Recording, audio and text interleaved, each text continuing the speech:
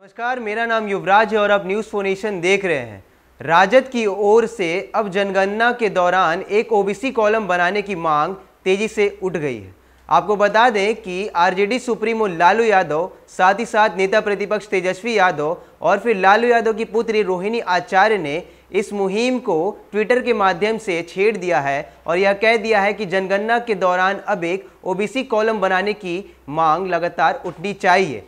आपको बता दें कि कल ही लालू प्रसाद यादव ने एक ट्वीट कर सनसनी फैला दी थी।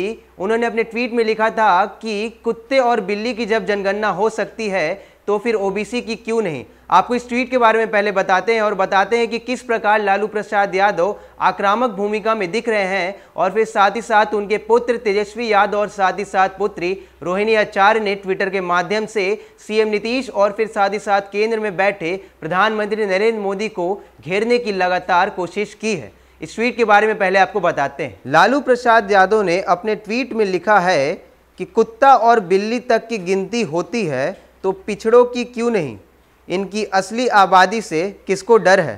सीएम नीतीश को घेरने के लिए कुत्ता और बिल्ली तक का प्रयोग कर दिया है कि उन्होंने कहा है कि जब कुत्ता और बिल्ली की जनगणना की जा सकती है तो पिछड़ों की क्यों नहीं। इस खबर के बारे में विस्तार से बताते हैं और बताते हैं कि किस प्रकार तेजस्वी यादव और साथ ही साथ उनकी पुत्री यानी रोहिणी आचार्य ने जनगणना के दौरान अब एक ओबीसी कॉलम बनाने की मांग की है। राजद ने जनगणना में ओबीसी कॉलम को लागू करने के लिए अभियान छेड़ने का निर्णय लिया है।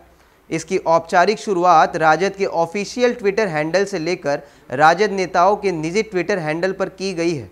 राजद के राष्ट्रीय अध्यक्ष लालू प्रसाद, नेता प्रतिपक्ष तेजस्वी यादव और लालू प्रसाद की बेटी रोहिणी आचार्य ने आक्रामक अंदाज में इस मुहिम को छेड़ा है। राजद नेता लालू प्रसाद ने अपने ऑफिशियल ट्विटर हैंडल पर लिखा है कि जब जनगणना में किस धर्म के कितने लोग हैं इसकी गिनती होती है तो जातीय गणना करने में क्या अड़चन है। यह भी लिखा गया है कि जनगणना में ओबीसी कॉलम लागू किया जाए। सरकार हिंदुओं की बहुसंख्यक आबादी की जनगणना क्यों नहीं करवाना चाहती।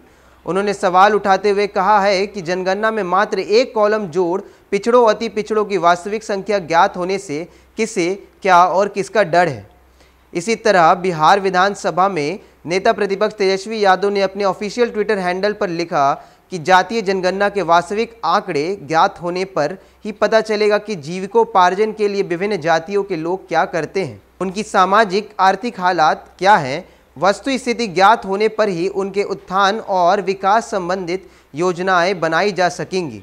रोहिणी आचार्य ने ट्वीट किया है कि गर्व से कहो हम हिंदू हैं, ये कहने वाले गरीब व वंचितों शोषितों के अधिकार देने से क्यों डरते हैं। जैसा कि आपने देखा, पूरी लालू फैमिली अब जातिगत जनगणना की जो पैरवी है वो सरकार से कर रही है। इसमें लालू प्रसाद यादव, तेजस्वी यादव के साथ साथ लालू के पुत्र रोहिणी आचार्य भी साफ दिख रहे हैं। जिस तरह से लालू प्रसाद यादव ने ट्वीट करके सरकार में नीतीश कुमार और फिर साथ ही साथ नरेंद्र मोदी को घेरा है और इस बात की जानकारी दी है कि जिस तरह से धर्म के आधार पर जनगणना की जाती है तो अब पिछड़ों और फिर अति पिछड़ों के लिए भी जनगणना कराई जानी चाहिए और उनकी हालात को जानने के लिए भी जनगणना जरूरी है। किस प्रकार से अपना जीविकोपार्जन कर रहे हैं और किस प्रकार से अपना घर बार चला रहे हैं, इसको देखते हुए अब ट्विटर के माध्यम से आरजेडी ने एक मुहिम छेड़ दी है और साफ कह दिया है कि अब जातिगत जनगणना बहुत ज़रूरी हो गई है।